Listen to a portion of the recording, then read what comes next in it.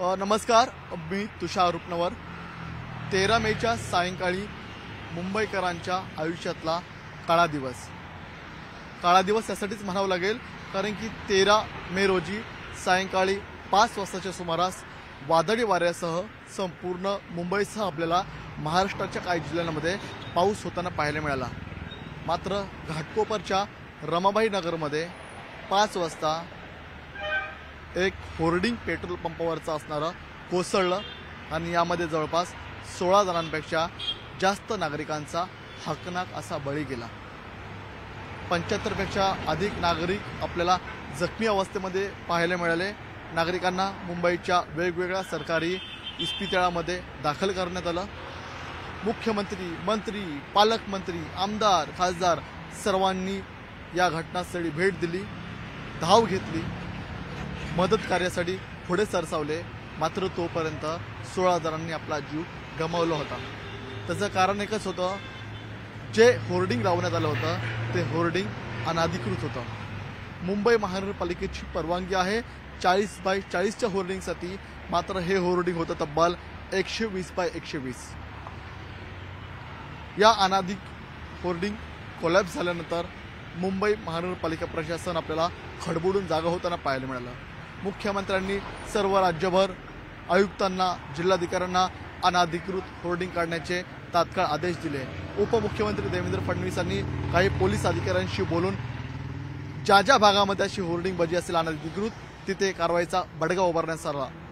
कारवाईला सुरुवात देखील झाली आणि सध्या मी आहे मुंबईतल्या दादर येथील टिळक ब्रिजवरती।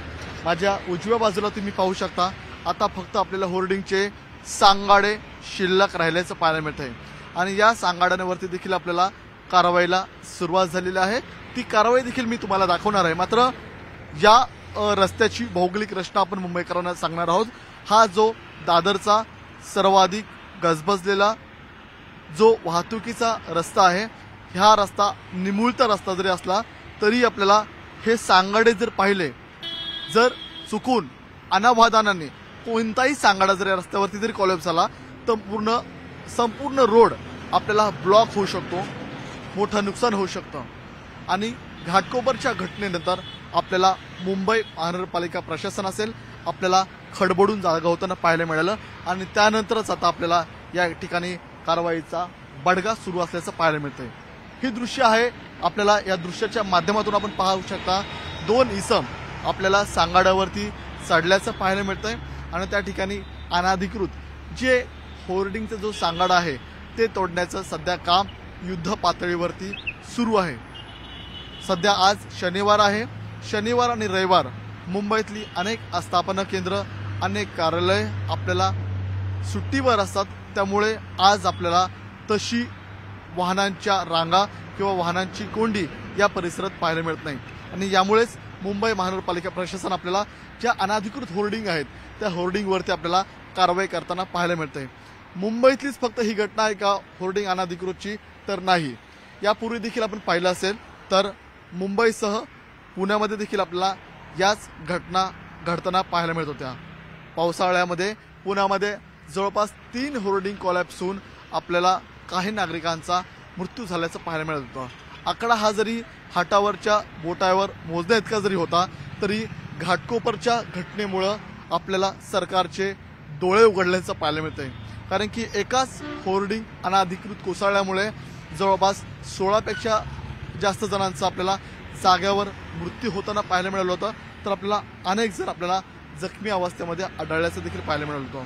अशी घटना मुंबईमध्ये पुन्हा होऊ नये याची गंभीर दखल आपल्याला मुंबई महानगरपालिका प्रशासनाने घेतली। मुंबईमध्ये जवळपास 1079 आपल्याला मोठे होर्डिंग आढळल्याचं पाहायला मिळते। त्यापैकी 179 होर्डिंग आपल्या रेल्वेच्या हद्दीमध्ये आहेत। घाटकोपरमध्ये जी दुर्घटना घडली त्या दुर्घटनेवरून आपल्याला महानगरपालिका प्रशासनाने आपल्याला रेल्वे पोलिसांवरती बोट ठेवलं।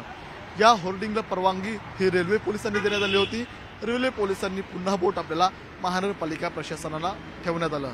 कोणतेही असा अनुचित प्रकार घडला तर आपल्याला टोलवाटोलवी ही काही नवी नाहीये, मात्र यामध्ये बळी जातोय तो हकनाक मुंबईकरांचा आणि या संदर्भातच आता मुंबई महानगरपालिका आयुक्त भूषण गगराणी यांनी संपूर्ण मुंबईतले अनाधिकृत होर्डिंग काढण्यासंदर्भात तात्काळ बैठक घेतली आणि आपल्याला सर्व मुंबईतले अनाधिकृत होर्डिंग आपल्याला काढताना पाहायला मिळतात. मुंबईमध्ये सर्वाधिक जी होर्डिंग आहेत त्यांना जी परवानगी देण्यात आलेली आहे ती सर्वात मोठी म्हणजे 40 बाय 40 चौरसची. मात्र मुंबईतले असे अनेक होर्डिंग्स आहेत ते आपल्याला 80 बाय 80, 100 बाय 100 किंवा 120 बाय 120. घाटकोपरमध्ये जो होर्डिंग कोलॅप्स झाला होता त्या होर्डिंगची आपल्याला उंची 120 बाय 120 पाहायला मिळाली. आता राज्य सरकारने या संदर्भात SIT गठीत केली. SITतील सदस्य या सर्व संदर्भातला आढावा घेतील. नेमकं आरोपींना कोणी कोणी परवानगी दिली होती, या परवानगी देत असताना काही आर्थिक व्यवहार झाले का, या संदर्भात आता आरोप प्रत्यारोप होत आहेत.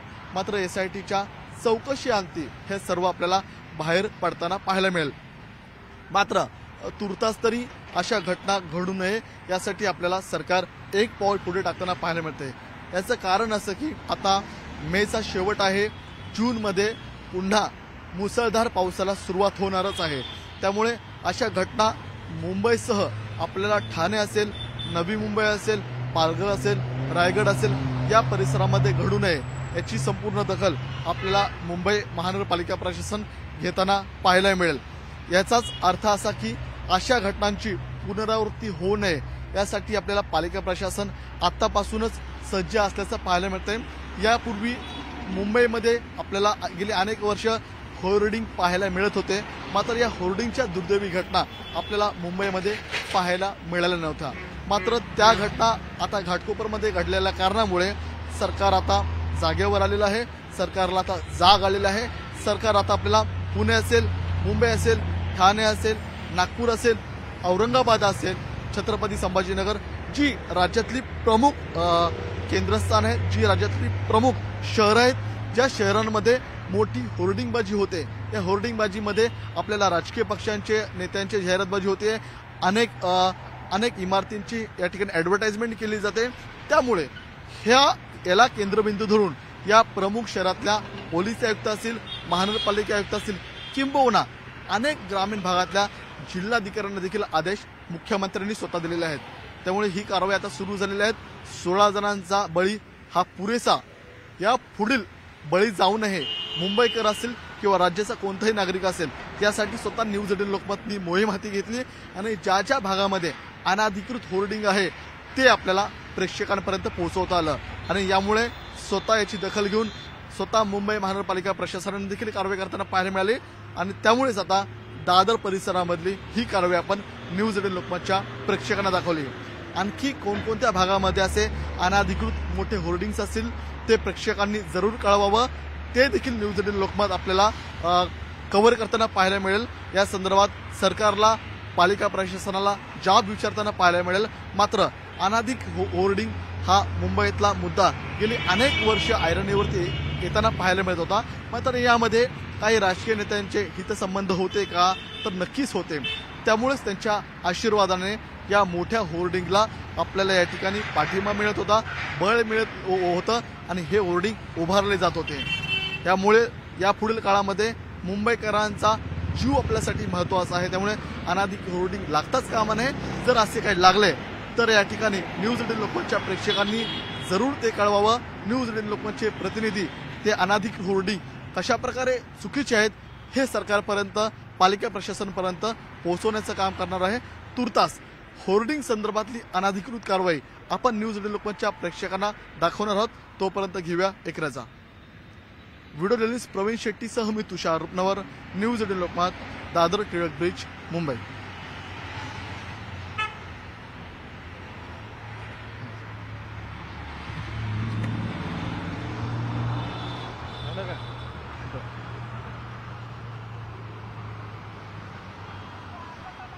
सुशांत,